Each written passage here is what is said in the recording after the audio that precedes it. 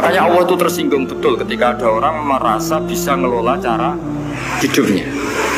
Makanya kata Allah, kalau gojlok orang-orang yang kepedean itu, kalau kamu top, jangan mati.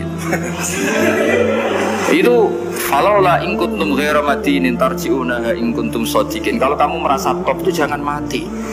Di mana-mana mati itu tidak top. Falaula idza balaghatil hulqum wa antum khina idzin tanzurun. Ketika nyawa kamu sudah sampai kerongkongan, kamu tarik lagi supaya kamu tidak mati. Mati itu tidak top. Katanya kamu top kok. Mati.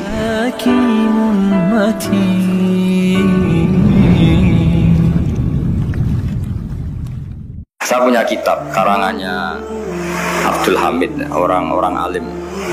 Kitab itu dulu saya ngaji lama sekali, sampai sekarang saya pelajarin.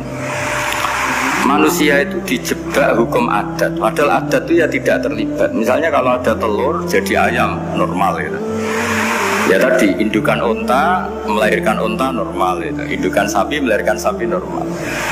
Tapi kalau para nabi itu bilang ya nggak normal. Nggak normal artinya tetap ada kekuatan Tuhan. Indukan unta tahu apa tentang unta? Dia punya kekuatan apa? Bisa melahirkan unta, bisa menciptakan unta di perutnya, bisa ada jantungnya, ada paru-parunya, ada ususnya. Dia bisa apa? Di situ ada tangan Tuhan. Karena para nabi cara berpikir gitu, melihat tembok ya sama. Tembok sama indukan unta itu sama-sama mungkin mengeluarkan unta. Sehingga ketika Nabi Soleh ditanya, bukti apa kekuasaan Tuhanmu? Apa bisa mengeluarkan unta dari batu besar ini? Jawabannya Nabi Soleh ya bisa, sudah bisa. Dan mukjizatnya Nabi Soleh masyhur itu keluarlah unta dari batu. Karena secara teori ya tadi, cobain unta indukan itu apa seorang profesor, apa seorang ilmuwan sehingga bisa menciptakan anaknya itu. Apa dia terlibat dalam menciptakan jantungnya, paru-parunya, ususnya? Kan enggak juga. Telur bisa apa coba? Gobloknya bukan main telur itu kan. Tapi bisa mengeluarkan ayam, dia bisa apa? Nah, para nabi, para wali itu tahu semuanya itu kekuasaannya Allah.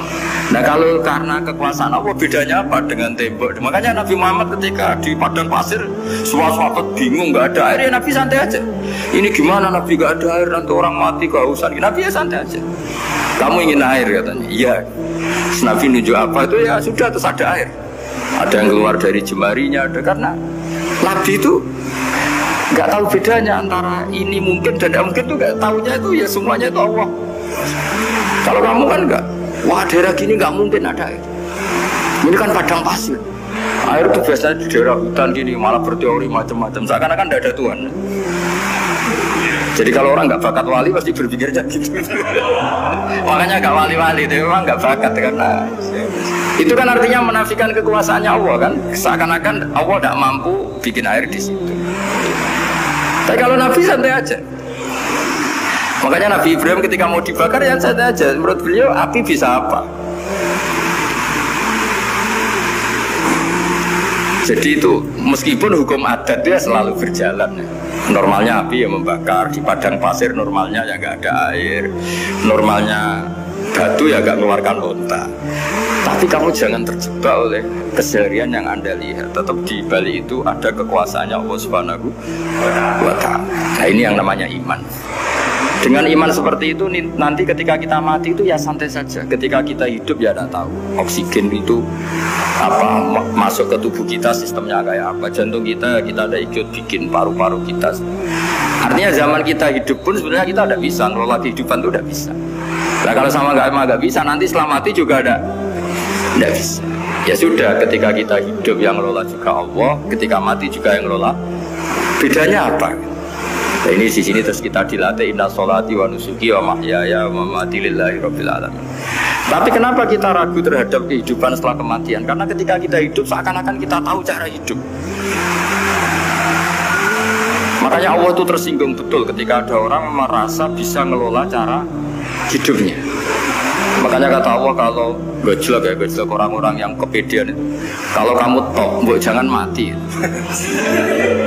Itu falaula in kuntum ghaira madinin tarji'unaha in kuntum shadiqin. Kalau kamu merasa top itu jangan mati. Di mana-mana mati itu tidak top. Falaula idza balaghatil hulqum wa antum khina idzin tanzurun. Mbok ketika nyawa kamu sudah sampai kerongkongan, kamu tarik lagi supaya kamu tidak mati. Mati itu tidak top. Katanya kamu top kok. Mati. Jangan mati. Kalau top itu jangan mati, jangan miskin, jangan tua, jangan jadi jelek. Pokoknya top terus gitu. Itu dikocok sama. Tapi orang itu lupa bahwa.